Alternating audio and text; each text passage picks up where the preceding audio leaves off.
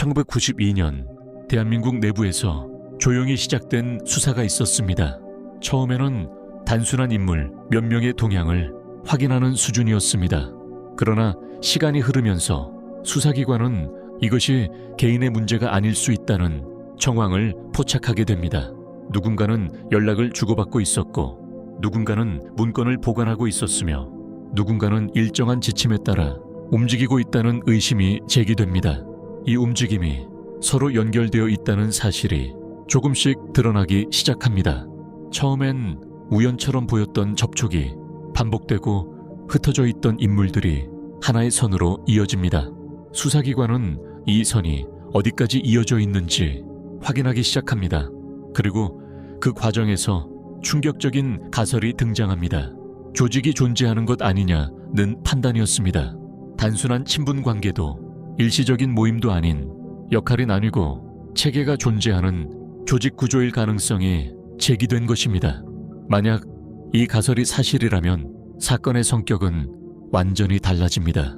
개별 인물의 위법 행위가 아니라 국내에 조직적 형태의 구조가 존재한다는 의미가 되기 때문입니다. 수사는 조용히 확대됩니다. 공개되지 않은 상태에서 통신 기록과 접촉 흐름이 분석되고 압수된 자료의 성격이 하나씩 검토됩니다. 그리고 수사선은 북한 조선노동당과의 연계 가능성으로 점차 좁혀집니다. 이 지점에서 수사는 더 이상 일반 사건이 아니게 됩니다. 만약 국내에 북한 조선노동당의 하부 조직 형태가 실제로 존재한다면 그것은 대한민국 사회 한복판에서 은밀히 운영되어 왔다는 의미가 되기 때문입니다. 겉으로 보기에는 평범한 직장인, 평범한 사회활동가, 평범한 시민이었습니다. 그러나 수사기관은 이들 일부가 일정한 지령체계 아래에서 움직이고 있었다는 혐의를 굳혀가기 시작합니다. 수개월간의 내사 끝에 결정적인 단계가 다가옵니다. 더 이상 추정만으로는 확인할 수 없는 순간이 다가온 것입니다. 만약 이들이 조직이라면 체포는 동시에 이루어져야 했습니다. 한 명이라도 먼저 움직이면 전체 구조가 흩어질 수 있기 때문입니다. 1992년 말 수사기관은 동시다발적인 검거를 준비합니다. 그리고 그 순간 대한민국 사회를 놀라게 할 사건이 공개됩니다. 이른바 조선노동당 중부지역당 사건. 단순한 간첩 사건이 아니라 조직 단위의 지하당이 국내에 존재했다는 수사 결과 발표였습니다. 과연 이 조직은 어떤 구조였으며 어떻게 운영되었고 수사기관은 어떤 단서를 통해 그 실체에 접근했을까요? 그리고 법정에서는 무엇이 입증되었을까요? 지금부터 그 수사의 흐름과 사건의 전개 과정을 하나씩 살펴보겠습니다. 수사가 본격적으로 방향을 잡기 시작한 것은 개별 인물들의 활동이 서로 연결되어 있다는 점이 확인되면서부터였습니다. 처음에는 특정 인물의 접촉 범위가 관심 대상이었습니다. 하지만 추적이 이어지자 그 인물과 연결된 또 다른 인물, 그리고 다시 그 인물과 이어진 접점이 연쇄적으로 드러나기 시작합니다. 흩어진 점들이 선으로 이어지기 시작한 것입니다. 수사기관은 이 연결이 단순한 친분 관계인지 아니면 일정한 목적을 가진 구조적 활동인지 구분해야 했습니다. 그 과정에서 조직 내부 문건의 존재 가능성이 포착됩니다.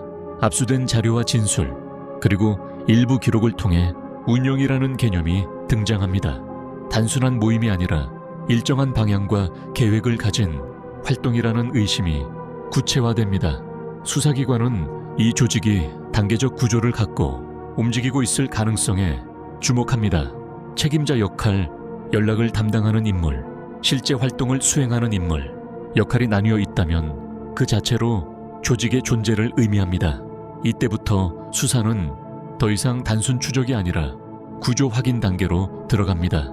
통신 흐름이 분석되고 접촉 시점이 정리되고 활동 시기가 비교됩니다. 특정 시점에 공통된 움직임이 반복되는 정황이 드러나기 시작합니다. 그리고 수사선은 북한 조선노동당과의 연계 가능성으로 점차 좁혀집니다. 문건의 표현, 활동 방향, 일정한 노선의 반복성. 수사기관은 이것이 외부 지령과 연결되어 있을 가능성을 공식적으로 검토하게 됩니다. 만약 이 판단이 맞다면 사건은 단순 위법 행위가 아니라 북한 당 조직의 하부 구조가 국내에 존재했다는 의미가 됩니다. 이 시점에서 수사는 신중해질 수밖에 없었습니다. 성급한 발표는 전체 구조를 놓칠 수 있었고 조직이 실제라면 증거 확보가 우선이었기 때문입니다. 수개월간의 내사 끝에 수사기관은 조직의 실체가 상당 부분 확인되었다고 판단합니다. 그리고 결정적인 단계가 다가옵니다. 동시에 움직이지 않으면 조직은 흩어질 수 있습니다. 한 명만 빠져나가도 연결고리가 끊어질 수 있기 때문입니다. 검거는 동시다발적으로 이루어져야 했습니다. 1992년 말 수사기관은 관련 인물들에 대한 일제 검거에 나섭니다. 여러 지역에서 체포가 동시에 이루어집니다. 언론은 곧바로 국내 지하당 적발이라는 표현으로 사건을 보도합니다. 압수수색 과정에서 다량의 문건과 자료가 확보된 것으로 발표됩니다. 이 문건에는 조직 운영 방향, 활동 계획, 연락 체계가 포함되어 있었다는 수사기관의 설명이 이어집니다.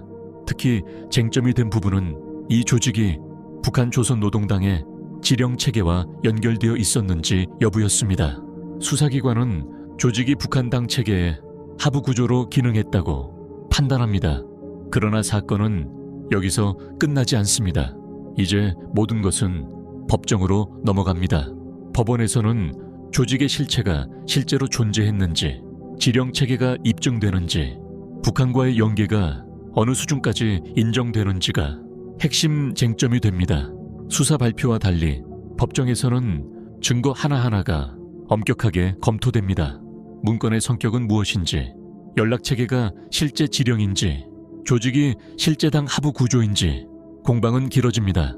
그리고 판결을 통해 일정 부분 유죄 판단이 내려집니다. 이 사건은 단순한 개인 간첩 사건이 아니라 조직 단위 사건으로 기록에 남게 됩니다. 1990년대 초 냉전이 완전히 사라지지 않은 시기, 대한민국 한복판에서 조직 형태의 사건이 실제로 수사되고 재판을 통해 결론이 내려진 사례, 중부지역당 사건은 그렇게 기록으로 남았습니다. 법정 공방으로 넘어가기 전 수사기관 내부에서는 결정적인 판단의 순간이 찾아옵니다. 조직이 존재한다는 정황은 상당 부분 모였습니다. 문건, 접촉 흐름, 활동 시기, 역할 분담 구조. 그러나 아직 전체 구조를 한 번에 확보하지는 못한 상태였습니다. 여기서 수사기관은 가장 어려운 선택을 해야 했습니다. 지금 움직일 것인가? 아니면 더 지켜볼 것인가? 더 지켜본다면 조직의 더 깊은 구조를 확인할 수 있습니다. 그러나 그 사이 누군가가 움직인다면 증거는 사라질 수도 있습니다. 특히 조직형 사건은 연결고리 하나만 끊어져도 전체 그림이 무너질 수 있습니다. 수사팀은 동시다발 검거라는 방법을 검토합니다. 이 방식은 위험 부담이 큽니다. 한 명이라도 사전에 움직임을 감지하면 자료 폐기, 연락망 차단, 증거 인멸이 동시에 일어날 수 있기 때문입니다. 따라서 수사는 극도로 조용하게 진행됩니다. 외부로는 아무런 변화가 없는 것처럼 보였지만 내부에서는 일정 조율과 인력 배치, 압수수색 대상 정리가 빠르게 이루어지고 있었습니다. 검거 시점은 철저히 비공개로 유지됩니다. 관련 인물들이 서로 연락을 취할 가능성, 외부 접촉 가능성까지 모두 계산에 넣어야 했습니다. 그리고 마침내 결정의 순간이 다가옵니다. 1992년 말 이른 새벽 시간, 여러 지역에서 동시에 움직임이 시작됩니다. 수사 인력이 각각의 대상지로 향합니다. 목표는 단 하나였습니다. 동시에 확보한다.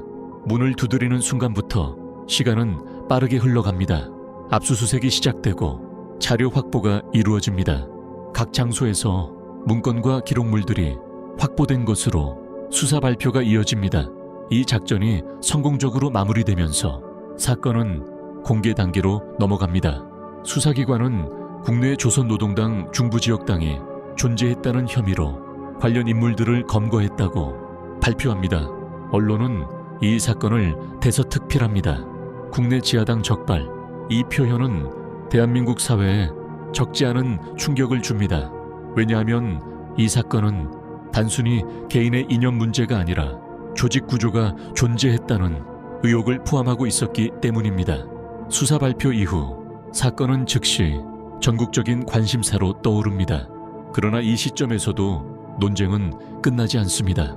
조직의 실체가 어느 수준까지 인정되는지, 북한과의 연계가 직접적인지 간접적인지, 지령 체계가 실제로 존재했는지, 이 모든 것은 이제 법정에서 하나씩 다뤄지게 됩니다. 동시다발 검거는 수사의 전환점이었습니다. 조용히 진행되던 내사가 공식 사건으로 바뀌는 순간이었고, 추적의 단계에서 입증의 단계로 넘어가는 순간이었습니다. 중부지역당 사건은 그렇게 수사 내부의 긴장과 동시 검거라는 결정을 거쳐 공개 사건이 됩니다. 그리고 그 기록은 수사 발표와 판결문을 통해 오늘까지 남아 있습니다. 동시다발 검거 이후 사건은 재판을 통해 공식 기록으로 남게 됩니다. 법원은 제출된 증거와 수사 자료를 토대로 일정 부분 유죄 판단을 내립니다. 이 판결로 인해 중부지역당 사건은 단순한 수사 발표가 아니라 사법적 판단을 거친 사건으로 기록됩니다. 그러나 이 사건이 남긴 의미는 판결문 한 줄로 끝나지 않았습니다. 1992년은 냉전이 사실상 막을 내리고 남북 관계가 새로운 국면으로 들어가던 시기였습니다. 대화와 긴장, 완화와 의심이 동시에 존재하던 시점이었습니다. 그런 시기에 국내에서 조직 형태의 사건이 수사되고 재판까지 이어졌다는 사실은 사회에 적지 않은 파장을 남깁니다. 이 사건 이후 대공수사체계는 더욱 강화됩니다. 조직형 사건에 대한 감시와 정보 분석 방식도 변화를 겪습니다. 특히 개별 인물 단위가 아니라 구조를 추적하는 수사 방식이 강조되기 시작합니다. 중부지역당 사건은 그 전환점 중 하나로 언급됩니다. 또한 이 사건은 한 가지 질문을 남깁니다. 국내에서 이념과 조직의 경계는 어디까지인가? 조직이란 무엇이며 그 실체를 어떻게 판단할 것인가? 법정에서는 증거와 자료가 판단 기준이 되었지만 사회적 논쟁은 그 이후에도 이어졌습니다. 이 사건은 영화처럼 극적인 장면이 많은 사건은 아닙니다. 그러나 대한민국 한복판에서 수개월간 조용히 진행된 수사, 그리고 동시다발 검거로 드러난 조직 구조 의혹, 이 흐름 자체가 1990년대 안보 사건의 한 단면을 보여줍니다. 중부지역당 사건은 그 시대의 공기 속에서 실제로 존재했던 수사 사건이었고 법원의 판단을 거쳐 역사 기록으로 남았습니다. 그리고 지금 30여 년이 지난 시점에서 이 사건을 다시 보면 한 가지는 분명해집니다. 보이지 않는 영역의 갈등은 언제나 조용히 시작된다는 점입니다. 그리고 수사는 눈에 띄지 않는 작은 단서에서 출발한다는 점입니다. 중부지역당 사건은 그 과정을 보여준 하나의 기록이었습니다.